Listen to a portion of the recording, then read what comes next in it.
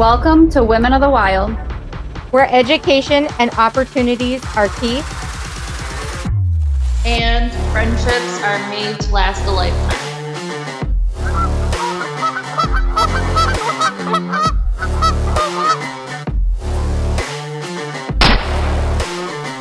Did you get him?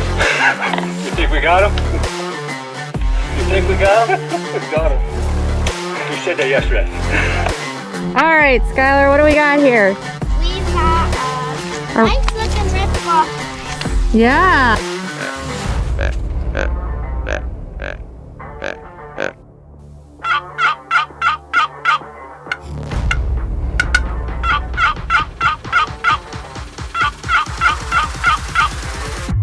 Oh, there she is.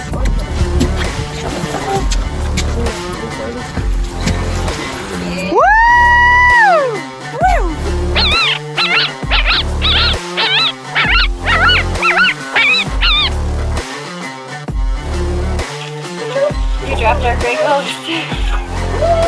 Give me a hug.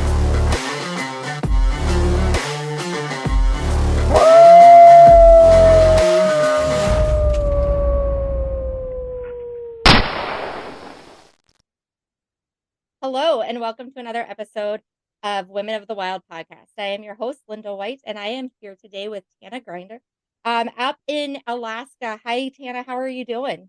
I'm doing great. Just enjoying the darkness right now until the sun comes up. Oh no, Dark. Yeah, I forgot you guys are in your long periods right now, aren't you? Yeah, I mean, it's like right after 9 and it's still pitch dark outside. So it'll be light maybe around 10:30. It's kind of weird. That's so funny because I complain, like here we just went through our time change and I complain that it gets dark around 6 o'clock. But when I wake up, it's nice and light. I could never imagine because some of the days you're going through, they're almost like all day is dark, correct? Not where I'm at. I mean, I'm more southern in Alaska, but if you go up north, yeah, you have no daylight for 2 to 3 months. So Oh, that's so nice. I couldn't handle that. No, I need a little bit of light. I need to walk outside at least at lunchtime and there be like some kind of light. I can see something in front of me. So yeah, no, I totally agree. So let's jump into a little bit about who you are. Tell the listeners who you are, kind of what you do, what you stand for, why I started stalking you, kind of thing. Awesome. Well, my name is Tana.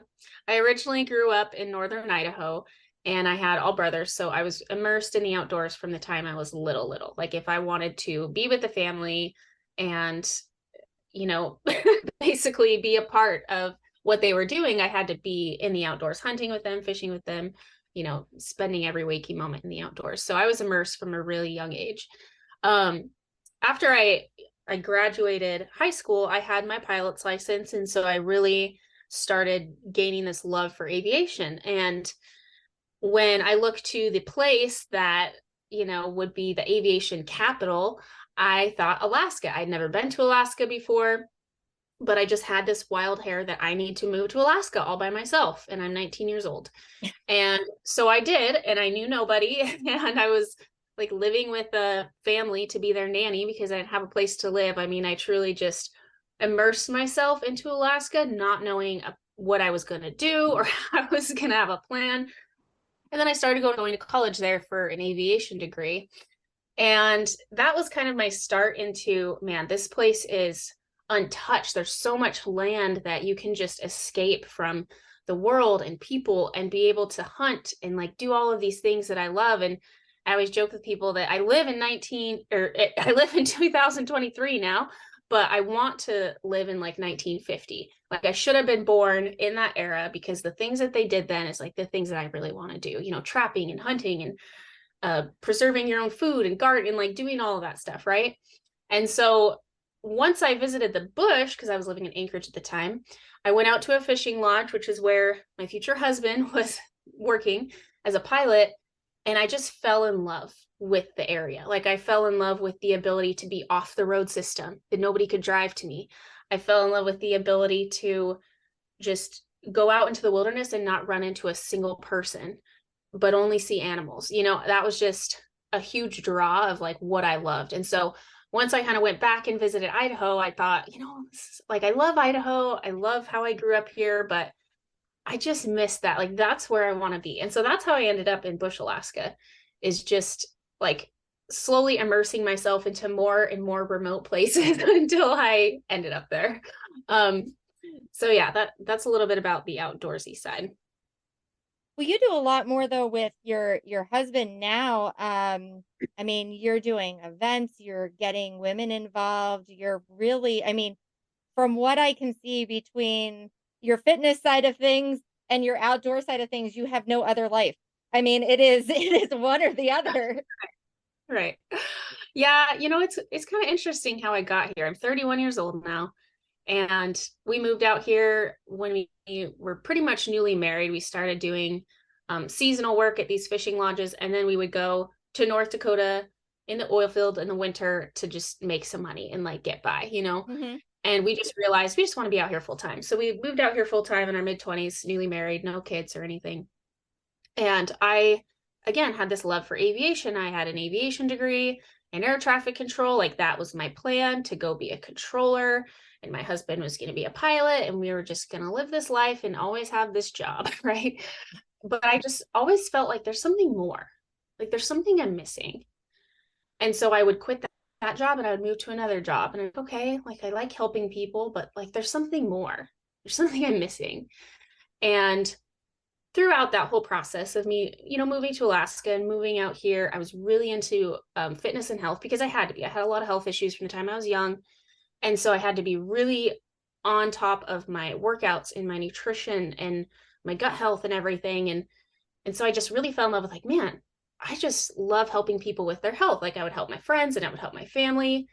I had my personal training certificate. So I was training people in the gym and I was teaching group classes on the side. And I just really fell in love with that. And I thought, well, maybe I could just make my own business doing this, but I don't know how. You know, I was just still working like my 10-hour shifts at this air taxi and kind of paying my dues. And I wasn't happy. You know, I just felt like there was something I was missing. And so we also jumped into foster care, and it was like a lot, but we jumped into foster care and we got a call and took in a sibling group of 5 kids, like basically overnight. And that forced me to start my business, because before I was just so afraid. I was afraid to take the step. I was afraid to take that leap. And once I got my kids at home, I thought, well, I want to be like a stay-at-home mom, but I also want to work from home. And so that's where my online fitness business was born, is when I got my kids. And that grew, you know, within a couple of years. But again, like, I was like, there's something more. Like, I love helping people. I'm able to help all these women and men, and I'm helping them get healthy and be strong. But what I found is that I was really passionate about working with outdoor people, like people that love to be in the mountains, want to be able to hike. And so I love just training people and helping women with their hormonal health and everything. But I love doing it outdoor enthusiasts and people that really just love to live outside and want to perform really well in the mountains and live the life of their dreams without health barriers and without injuries and without pain. And so that's kind of how I started dipping my toes into how do I help more people get outdoors and live their life. Something else happened that really shifted me. So I was, you know, mainly running this online training business. I started hiring some assistant coaches because we had a lot of clients and I couldn't keep up with it myself. And I wanted to really give people a lot of value and do, you know, quality over quantity with coaching. I didn't want hundreds of clients. I wanted 20 clients that I could really spend a lot of time and energy on and help them. And I went on this bear hunt. I don't know if you know this story. Do you know the story? I don't know this story. I Okay. don't. So yeah, tell us all about it. So I went on this bear hunt, spring of 2021, with my brother. Brown bear hunt, biggest bears in the world on the Alaska Peninsula. And my brother at the time, he's an Idaho resident, but because I'm an Alaska resident, I can essentially guide him as a next of kin relative. Otherwise, if you wanted to come up and you're not an Alaska resident, you have to pay a guide, you know, $30,000 to $40,000 to hunt a brown bear. But for my brother, he could just pay the tag fee and I could essentially guide him because I'm a relative that's a resident. That's kind of how the rules work. So anyway, I take him out on this brown bear hunt. He was going to do it with a bow. So we had a bow and a rifle and a pistol as backup. I was already tagged out on bears, so I didn't have a tag in my pocket. And so just my brother. And essentially we went to this kind of crazy spot, and we had a really late winter. So the bears were coming out of hibernation late. They weren't down low where you could usually hunt them, like in the grasslands and down on the beaches and stuff. They were way up in the mountains in the snow, just coming out of hibernation in the middle of season. And so we weren't seeing much. And we ended up finding this bear that was bedded down and sleeping for like 24 hours up on this like mountain peak of lots of snow. Okay. And we just kept watching him, and he just looked like this huge, beautiful bear. So we're like, well, we haven't seen anything else. We've been out here for 5 days. Like, we only have a few days left that we're out here. Might as well go after him. And so it's kind of a long story, but I'll try to make it somewhat short. It's okay. It took like a full day to get up there because it was 6 miles through really rough terrain.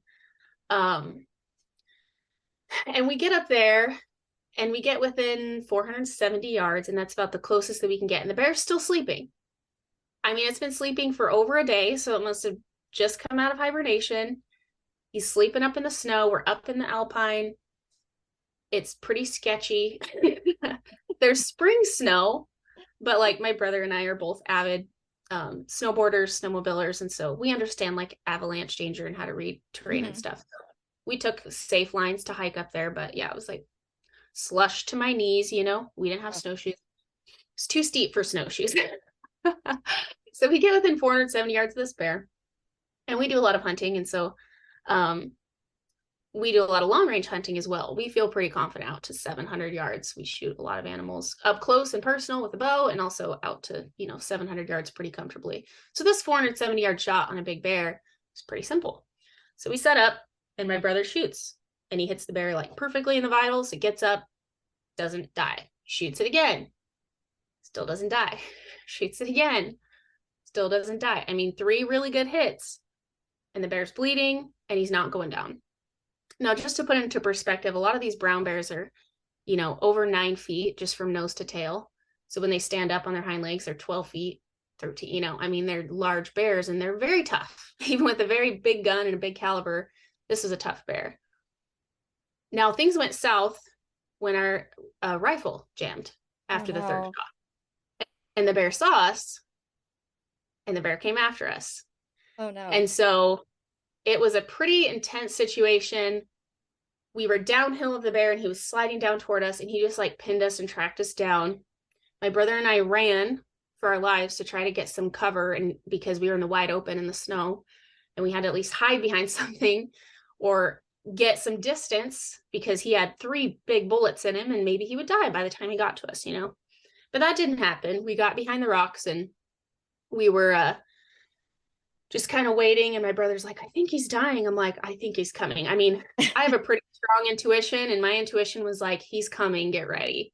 Yeah. And at that moment, I looked up, and he came over the hill, and he pinned us at like 150 yards and came full bore.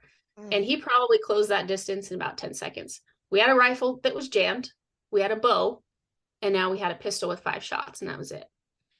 And so I was pretty defenseless. I basically hid behind this rock, and I watched my life flash before my eyes. I said goodbye to my kids and my family. I had 6 kids at the time. I just remember thinking, like, this is it. This is how I die, as I'm watching this huge bear come directly at me. And my brother put, 4 shots, and he missed the first shot, which was great. He had 5 shots. He missed the first one. It like nicked the rock in front of the bear's nose. Oh. And he ended up turning it on the second to last shot, as it had one more lunge to come on top of me. It turned because it was hurt bad enough, and then he put one more in it, and there was like this hill next to us, and he disappeared behind the rock, and I heard like an avalanche slide, and so I knew he was now below us, but I didn't know if he was dead. We couldn't see him. Right. And so we took off running again, and it was this whole thing. I mean, it was 50 minutes time lapse from the time that we shot the bear to the time that we found him dead. We were running for our lives that entire time. And so it was pretty intense experience. He did end up dying on that last shot. But now we were, 7 miles from camp, way up in the mountains. and then like a hurricane monsoon hit, like some 60-mile-an-hour winds, so nobody could come in and rescue us. I mean, it was wild. I started getting hypothermia. It was like everything that could go wrong went wrong, other than the fact that we were able to kill the bear and it didn't eat us. Like we made it, you know. Right. We had to survive the night on the mountain. We didn't have our tent or anything. So we had to like skin it out and pack it down to the creek bed, and we slept under a tarp in the monsoon when it was blowing 60, and I was wet and I was hypothermic. And like it was this huge experience that, looking back on it, I mean, I came out of that so messed up in the head and my nervous system. I mean, the amount of adrenaline that you have when that happens to you is insane. Yeah. You can't eat for days. You can't sleep. You have flashbacks. I mean, it's truly like a PTSD situation. And it was a 10'6" bear. So it was a record book bear. It's very large. And just like, it was literally one lunge from being on top of me. And so it was a pretty traumatic experience. And I just remember within the 2 weeks after I came home from that experience, and I was just trying to immerse myself back in real life when I couldn't sleep and I couldn't eat. And it was just like, so it impacted me so much. And I just kept thinking there's something I should be doing that I'm not. And it just like pushed me into this, I don't know, like I was just waiting for this sign of like, what do I need to be doing? I'm so confused. I've tried, like, I did this, I did that, I did this, and I'm still like, what am I supposed to be doing? You know, that's life. We're led to things that we're meant to do. And then one night it came to me, and I just thought, I need to get women in the outdoors and teach them how to be safe and confident in the wilderness. Because that experience, I know I would not have survived if I didn't have the skills and the tools and the training that I had to survive it. Right. And I just thought, man, how many women could get themselves into situations like this and not know how to handle it and not make it out?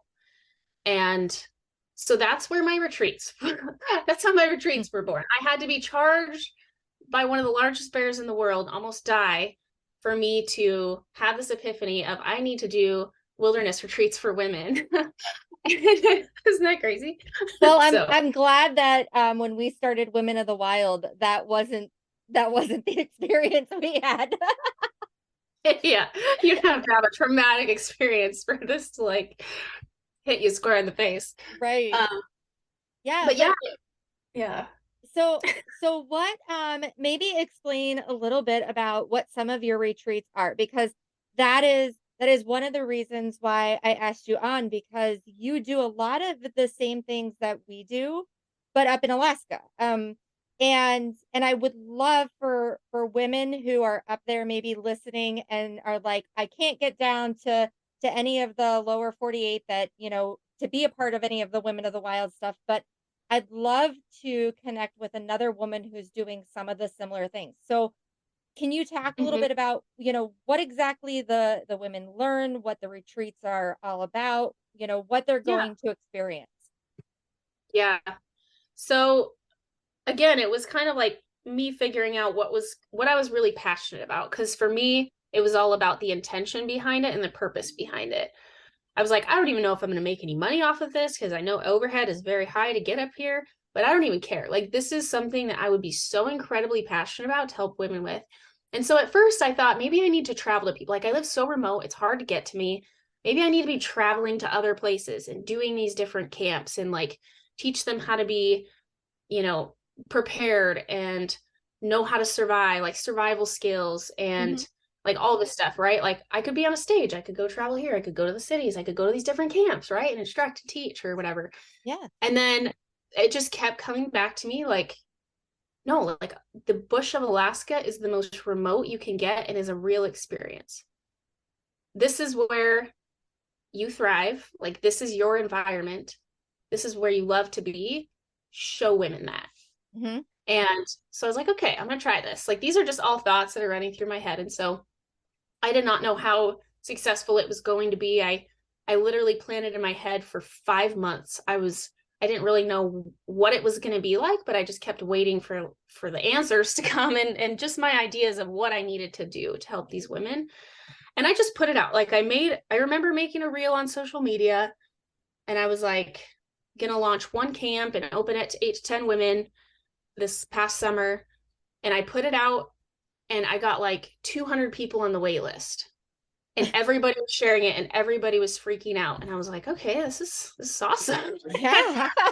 Like there's this much interest for people to come to Bush, Alaska, and like live in the wilderness and be homeless people for a while. And so Yeah, they could go to California and just hang out right. if they really want to like, do you could it. go to like a bougie retreat and like get massages and stuff, and you want to live in a tent and like go through miserable experiences to get stronger. Awesome, these are my people, right? And so I opened it up one day. I was like, tickets open this day and this time, and it sold out within seconds. And then I talked to my team and I was like, should we open another one? They're like, yeah. And we opened another one. It sold out in seconds. And we're like, okay, want to do one more? And they're like, yeah. And we opened that one. It sold out that day. So we now had 3 camps like filled in a matter of a few minutes. But you know, it was again like 5 months in the making of what do I want this to be like? And so yeah, we ran 3 retreats this last summer, and we just did the same one all 3 times. So we called it the Wild Women's Wilderness Retreat because I wanted it to be very much like in the wilderness, in the bush, off the road system. Like you have to fly here, and then we get in a smaller plane, and then we fly out into the remote wilderness where you're stuck, you know, for a few days. And during that time, I just really wanted to help women connect with other women like them, right? B, I wanted to help them gain skills and confidence in the outdoors. So, you know, a lot of these women aren't like, oh, I can only go if my husband's with me, or I'm scared to go by myself, or I'm really not confident, you know, if I go out on a hike with my kids, that I know how to protect myself if something happens. And so we teach skills from, you know, trusting your intuition for one, but like fire building and shelter building and all of those survival skills that you need if everything goes wrong, in wilderness first aid and stuff. We do fun stuff as well, like fly fishing. We have really great fly fishing out here, fly fishing and hiking and swimming and all of that if the weather's good. And then we go on a hike too, and we talk a lot about physical preparedness, keeping your body healthy. What else do you? I feel like there's so many things. I'm like, what do we even do? We're out there for like 5 days and we're doing things constantly. But yeah, a lot of it's about wilderness safety, wilderness skills, wilderness survival, being physically prepared, working on your health, and just the confidence and the connection that you get with experiencing something out here. And I call it like the real Alaska experience. This isn't like, oh, you come up and you go on a charter boat. And it's like, all right, I'm going to drop you off in the middle of nowhere. If you can survive those 6 days with me, you can get through anything. And that's kind of the whole purpose of that, is just to really empower women to get out there and do it on their own and feel really safe and confident with it, to be prepared, to have all the right gear. Last year we did a little bit of archery. This year I added a whole nother day of rifle, pistol, and archery instruction, like a whole day of that. So we've expanded it a little bit and added some more because I feel like that's a really important piece of it as well. Especially if a bear's coming after you. Absolutely. That's awesome. You never know. Bears don't just charge you in Alaska. I've been charged 4 different times, and 2 of those times were in Idaho with grizzlies. Oh my gosh. So I've never been charged by a bear. I'd like to point that out there, but it sounds like I definitely need to come to these classes, and just in case. So what has the feedback been? You know, I'm sure that these ladies didn't just come and then leave, you know, and you've never heard from them again. You know, have any of them really put some of those skills to use in life, that, you know, when they've come back? Absolutely. So yeah, I basically didn't have a lot of friends just be like before these retreats. And now I'm so lucky because we all came as strangers and we all left as friends. We still talk to this day. A few of us just did a hunting retreat in Hawaii as well. My friend put this on and I helped her plan it, and we did a Hawaii women's hunting retreat. Wow. And so a couple of the women that came to my retreat also went to that one. And now I'm doing these virtual collectives where if you can't come to an event in person, let's do an 8-week program to teach you a lot of the stuff that you can apply into your life and into your hunts and stuff. And now a lot of them are in that. So it's really cool. Like we've been doing programs together since then. We've been doing other retreats. we meet up like when I'm in town or whatever. You know, we'll go and have dinner. I mean, you really come as strangers and leave as friends. And I think that's, I don't know what hesitations you get from people, but usually it's like, well, I'm afraid I don't know anybody. That's the purpose, you know? Yeah. How can you get out of your shell, like get into uncomfortable situations, because extreme growth happens there. And I guess that's the other thing I forgot to touch on is, you know, in these retreats, we work on a lot of like mindset, mental health, and your personal growth. And really, it's such a powerful disconnection from everyday life and stress. One thing I love about my retreat locations is there is no cell service. Mhm. You cannot be on your phone. You cannot text anybody. You can't contact anybody. So you are literally forced to be in nature and sit with yourself with zero distractions. How many times do we get that? Whether it's as moms or business owners or people at work all the time, you know, with busy life, we never get time to go and sit in silence with ourselves with zero cell service for 4 days.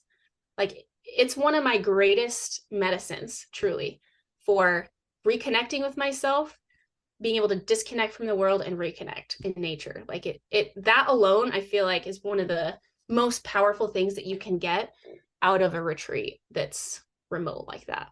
Yeah. No, I can definitely see that. I can definitely see well, mainly because you'd be talking to yourself. You better like yourself then. And I or in a group too. And like I said, people are so worried, like, who's going to be there? Am I going to fit in? That's the problem with our society, is we're afraid to be in groups unless we're just like everybody else. We're not meant to be like everybody Right. else. And so it's really cool to bring in, I mean, we ended up with 10 women per retreat. And then I had a few mentors like on my team that helped instruct and stuff. It was like a 2-to-1 ratio with instructors. But it was really cool because we all came from different places. Yeah. You know, we were all very different people as far as our lives and our circumstances and stuff. But we all had so much in common as far as our passions and what lights us up. And I mean, everybody just wanted to go live in a tent for, you know, 5 days with us. So there has to be something said about that. And so I guess if anybody has hesitations about going to camps or going retreats or going to events, my biggest advice would be, don't let your fears of the unknown hold you back. If this is something that you feel like you need to do, jump and do it. Yeah. Don't talk yourself out of it. The finances, yeah, they're important, but money's replaceable. These types of experiences can change your life. And I still get messages from people like, look at this deer that I killed. I applied like what I learned at the retreat and I was able to do this on my own. And, you know, that kind of stuff like makes it all worth it to me. So it's been really, really rewarding. Yeah, it sounds like it. It sounds fantastic. So now your husband, he's an avid outdoorsman as well. Yep. So, do you ever have like a little bit of a competition, you know, in there as like, oh no, I can do this better, or I can, you know what I mean? Like, do you ever have that? Because like, so my husband and I, we track a lot together, and I definitely have that. I'm not gonna even lie. Like, I am like, nope, this was my set, and look who caught this, you know? Yeah, exactly. No, yeah, for sure. I would like to point out that I am winning on wolves this year. I did see that. I did see that. Yeah, I've surpassed him with that. So it definitely is a competition. No, but we really make a good team.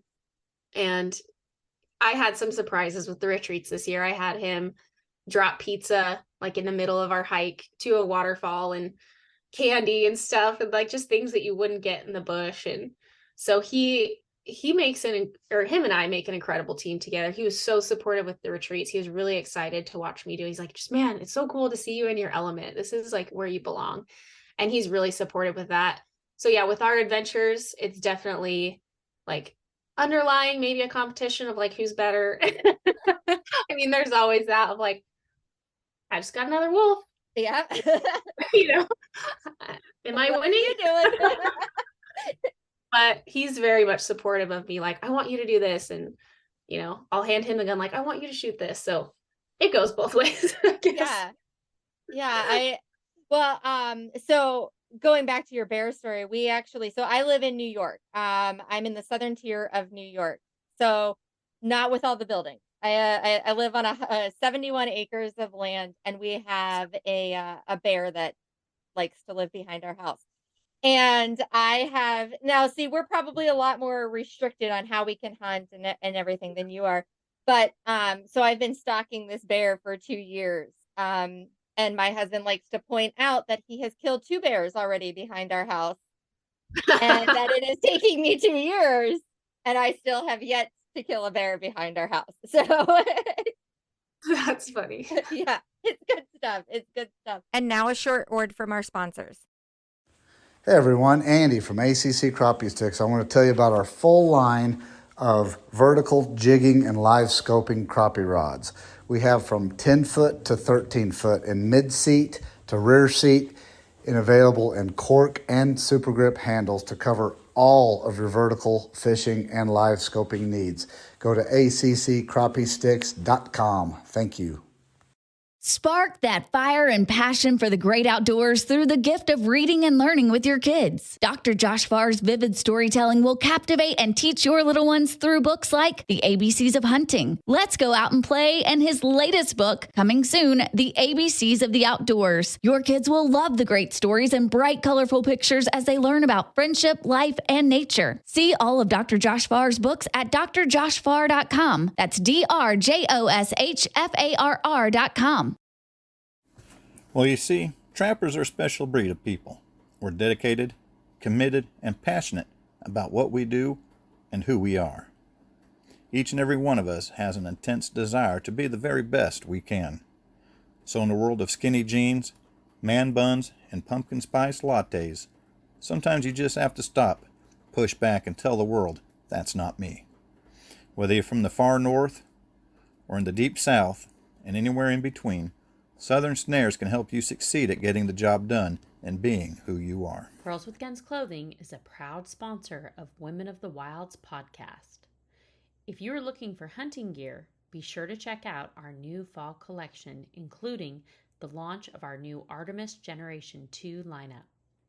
With Girls with Guns, you know that our gear has been designed and field tested by women who actually hunt and wear this gear. We have an amazing team of women who contribute and share their ideas and extensive field testing so that our gear works for you in multiple hunting environments.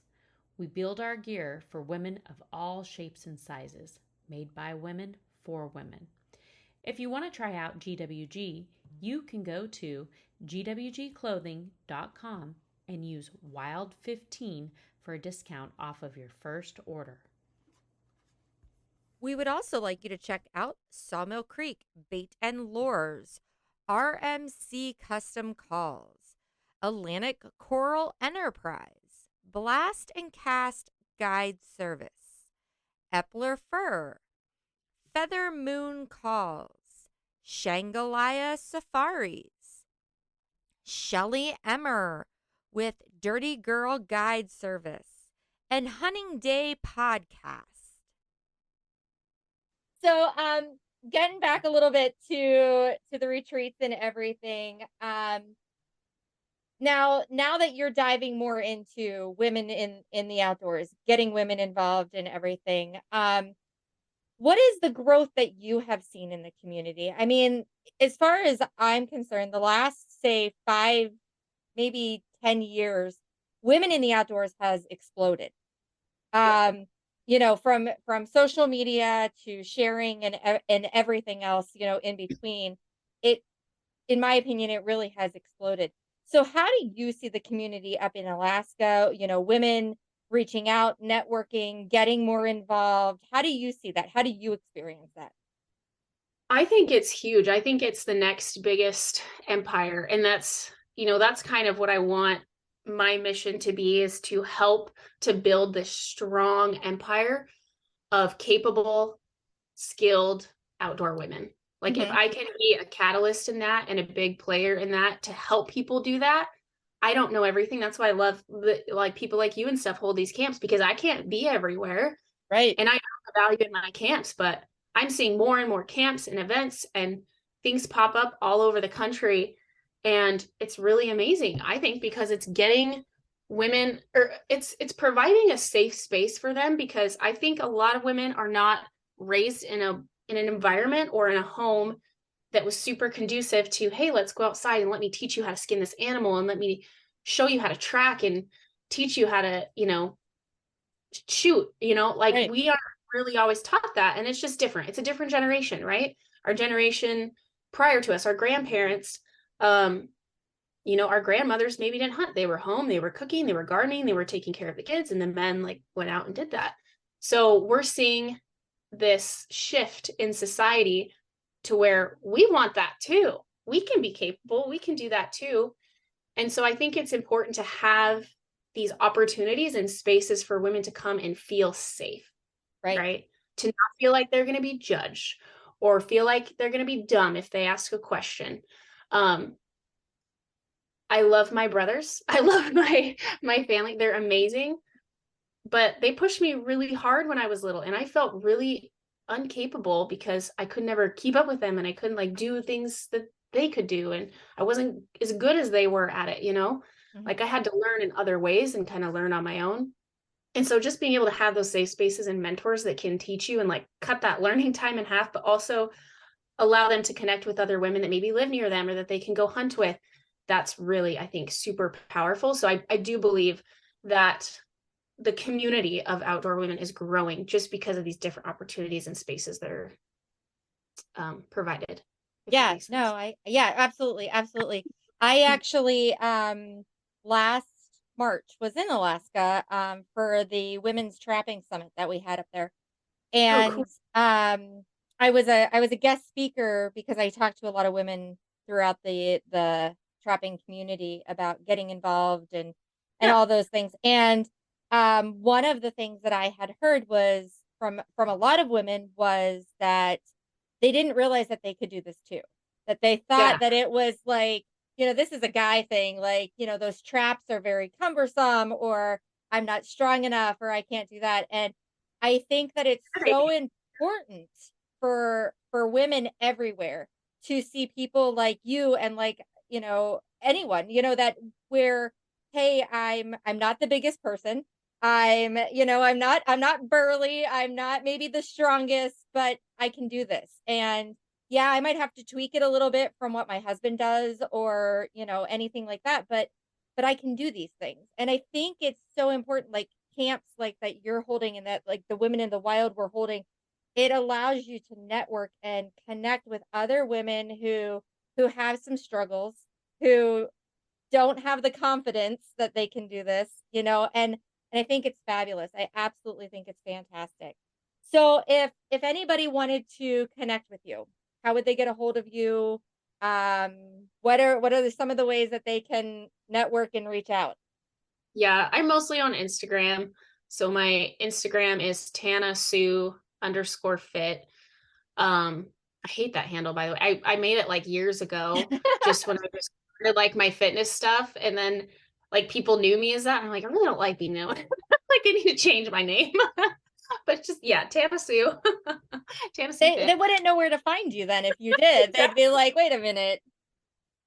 Like, I feel like this is like a name I made when I was 19. Like MySpace, right? So Tana Sue Fit, and then Bristol Bay Retreats and Bristol Bay Fitness. I have all of those on Instagram, and then I also have the websites bristolbayfitness.com and bristolbayretreats.com. So, and what are some of the retreats that you have coming up? When are they? Are they full already? Is there a waiting list these ladies can get on that are up there? Yeah. So this year I've got 2 wilderness women's retreats, just like we did last year. I have like 2 spots left there. And that's in July. So like the last 2 weeks in July, we're doing 2 weeks in a row. I'm also doing a women's leadership retreat. So taking women that want to be leaders or maybe are business owners and helping them disconnect from their really, really busy life of growing and expanding and running companies, or, just busy, even like somebody like you that's doing things all the time, and helping them to disconnect and doing a lot of leadership training with personal growth. So that leadership retreat is going to follow the women's ones. And then my husband and I are doing a couples retreat also, which is going to be like a fun retreat. It's not necessarily like, oh, we're going to do all these survival skills, but it's like, come out with us and live this really cool experience in Alaska, because we do all sorts of things. We fish, we shed hunt, we beachcomb, We hike, like we hunt, we do so many cool things that people are like, man, I just really want to come experience that. And so, yeah, we have a couple spots left in that one as well. Oh, that sounds like a lot of fun. And when is that one? That's in August? Is that what you said? The couples one is the end of June. June. So the 24th to the 30th. And then the women's wilderness one for women only is the 10th to the 16th. And then the next one is the 17th to the 23rd of In July. Okay. And the leadership one for women is the 24th of July to the 30th. So you're really busy. Yeah. Those 2 months. Times are busy. And we also, I haven't really advertised this a lot, but we do custom retreats too. Like if a family wants to come up and they want to plan a private trip and tour with their family, we're doing that in August. So we have a family coming up, and or like if somebody, if a business wants to bring their whole team out and do like a corporate retreat, I take those custom retreats as well. And we just plan the activities and stuff based on what they need specifically. And then I bring in other instructors and like experts in those fields to help teach it. So yeah, I'm really excited. Like it's something I really want to grow and expand. And again, just serve as many people as I possibly can. Yeah. In this space, because it's lacking. And like, this is going to be the next like strongest empire, I think, that's going to come out of this. Yeah. No, I can definitely see that. I can also see that you're not going to go through another period where you're like, well, I feel like I'm missing something. Like, I feel like, I mean, I'm sure there's always going to be those hesitations of what's next, but I feel like I've made it. Yeah. Just because like I'm absolutely doing what I love, and I feel really blessed to do that, because I know a lot of people are stuck in jobs or lives and stuff that they just really don't feel lit up by. And I can honestly say I love what I do. And if I died tomorrow by a bear or whatever, like I would be completely content. Like I lived the life that I needed to. I helped the people that I needed to. And so I just always tell people, like, you got to live like it's your last day, because you never know. Like Right. I've had so many close calls this fall while I was hunting moose. I was charged by a moose and I had to dispatch a moose with the same pistol that saved my life on the bear. And I protected myself there and I was confident in doing it. And so it's just like, yeah, I have these crappy experiences, but also I feel capable enough to protect myself and handle any situation. And I want every woman that wants to be outside to feel that way, to not have those and we're going to have fears. I always tell women that, like, I'm afraid of the dark. I'm like, that's good. I'm afraid of bears. Yeah, me too. Like fear keeps us alive. Yeah. Fear is a good thing. We can work on the things that we're uncomfortable in, because we like to stay comfortable, right? We have to get out of our comfort zone. We can't let the fears of like, oh, the unknown, or what if this happens, or what if that happens? We can't let that hold us back, but we can embrace those fears that keep us alive, and that's fine. And so I try to teach that as well. That's fantastic. That's fantastic. Yeah.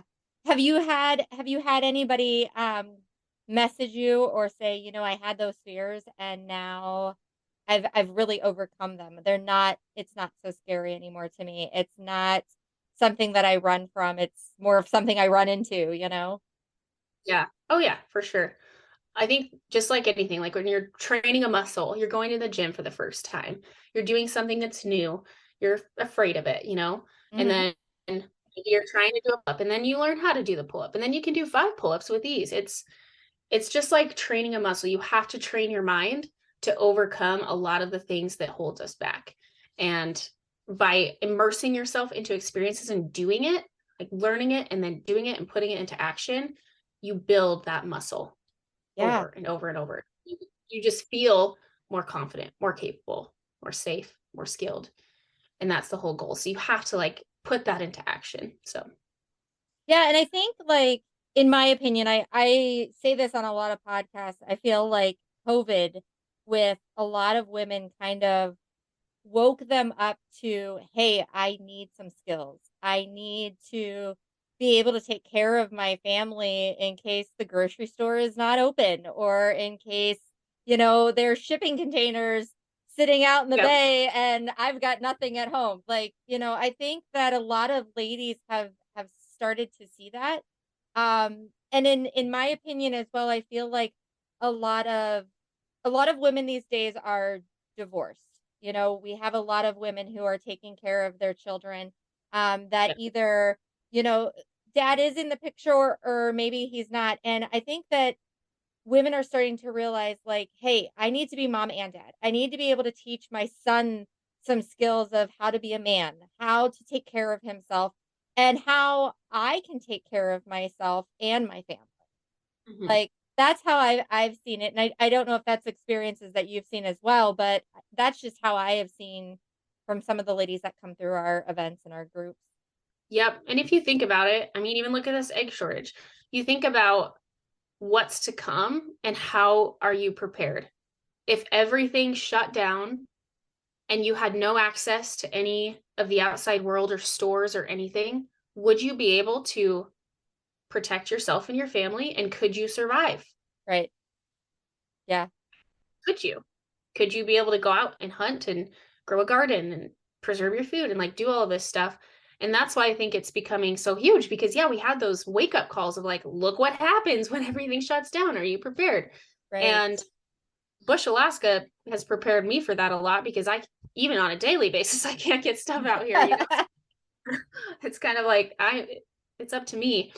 But the other thing too, and we were actually talking about this on our women's collective. So for those that don't really know what a collective is, it's like a virtual group, you know, of women that come together. We do it over Zoom, and I'm bringing in guest speakers every couple weeks. We have topics, and this week is all about hormones and like how we can support our health as active women that hike hard or hunt hard or, you know, do all of this stuff and are kind of entering into more of those male roles that were before us. Mm-hmm. And what Dr. Hillary Lampers said as she was giving us this little chat, she just explained like the difference between men and women. And she's like, you know, men are really strong and they kind of have like a very focused mind and they can go hunt. And that's why they make really good providers and they're, you know, you feel safe with them and they're not afraid of anything or whatever. But women, she's like, we have a different set of skills, and our skills and what we're made for is to protect our young and to protect ourselves if anything were to happen. Like if you think about a long time ago, the men were out hunting and stuff, and the women had to protect their young and keep one eye open and be able, and so we have the ability to multitask and do all sorts of things. And then when it comes to the physical aspect, men are really strong and powerful. Women are more agile. And so we kind of have different strengths in the outdoors against men, I guess. But what's cool is we have the ability to still do those things. We just might do it in a different way. Right. Like whether you're hiking, like I know when I hunt with my husband, I'm like, literally, why would you stalk an animal like that? We should do it this way. You know, like we just think differently. And Yeah. we pick different routes based on like our body type and everything. So I think it's really important as females to recognize we have the ability to do a lot of this stuff, to provide for our families, to hunt, to hike, to be in the wilderness and do all of this. It just may not look like how your man does it. Right. And if you don't, if you're doing it on your own, it doesn't mean that there's a wrong way. It's just embrace your strengths versus like maybe how you saw your dad or your grandfather do it. Do it in a way that is like, you know, feels good to you. And so I think a lot of people get hung up on that, or at least I did, like, oh, I do it this way because like this is how my husband does it. I can do it the way that I feel because I have an intuition that's strong. You know, we have strong intuitions as females. We have more agile bodies, lots of endurance. We have the ability to protect. We have those innate strengths in us. And so like pulling those out and strengthening those, I think is really important. Yeah, it's interesting that you say that because so the trap line, for instance, like I said, my husband and I, we compete a lot. I'm a really good land trapper, not such a great water trapper because I don't like to get cold and wet. My husband, on the other hand, is a really good water trapper. And I think that a lot of the reason that is because women pay attention to detail more. So I pay attention to details that he doesn't. So as far as land trapping, you know, I see things that like he'll go into a place and he'll like, I'm going to set it here. And I'm like, well, I noticed this and I noticed this and I saw that. Or like, even if we're hiking, I'll be like, oh, did you see those tracks back there? And he's like, what tracks? Where, what? You know, like, they're like tunnel vision. Right. Mine, like that's how they're built. And we're built to like notice everything and we can multitask. We have so many different parts of our brain working at the same time. So yeah, it's very and I don't know if you've ever seen like on my Instagram, but I have pink traps. And I have pink traps. Oh, yeah. And so people have said to me, "Oh, well, you like the color pink and whatever." And I do. I mean, it's obviously.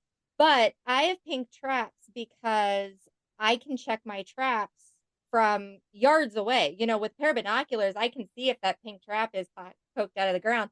And it all started because my husband kept telling me how pokey I was. He could get to his traps and back, and I'm still like looking at the flowers over here. And I'm like, oh, there's tracks over there. And did you see the scat? And like, so, you know, I was noticing all these other things, and he's like running to the trap, coming back. And so it was a way to speed things up a little bit because my husband was like, I don't want you noticing all this other stuff. Look for the trap. Is the trap up out of the ground? All right, let's get out of here. You know, those kind of things. But They're, like, so mission driven, right? yeah. Oh, he is. I call him like my bull in a china shop because when we're out, he's like, go, go, go, go, go. It doesn't matter if he ran something over or whatever. He's on it. And Yep. here I'm kind of like, oh, it's a butterfly and the tree. And, you know, like, did you see the bluebird and all those fun other things? So, you know, Like, who cares? right, right. That's so true. That's so true. But yeah, I mean, I noticed it on all the things that him and I do together. And my husband and I do a lot of stuff together in the outdoors. We're very similar to you and your husband. And it's crazy how different we are. And he gets so frustrated sometimes. He's like, Linda, just put it in the ground. And I'm like, yeah, but what about this? And I've got to do that. And it's very different on how we see things and how we go about things, but the end results are the same. And I think that's so important for women to realize, like, you don't have to do it how your husband does it to get it done, you know? And like you were saying, our bodies are made differently. We need to embrace how they're made, our strengths that we have, and use those strengths, which are not the same as your husband's strengths. Yep. Oh, 100%. And your hormones too change. Men's don't really. They just kind of are the same every day, and ours are different every day. And so also learning to just listen to your body, I think, is really important. As being an outdoor woman, listen to your body, rest when you need to, push it when you need to, but don't kill yourself completely. Yeah. No, I fully agree. So I try to normally keep these to roughly about an hour. I find that, you know, a little over an hour, people fall asleep. So I don't want that.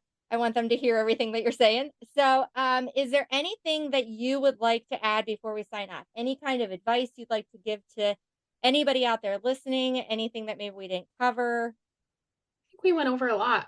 I think my biggest advice is just go out and live your life. Do the things that you want to do. Surround yourself with the people you want to be surrounded by.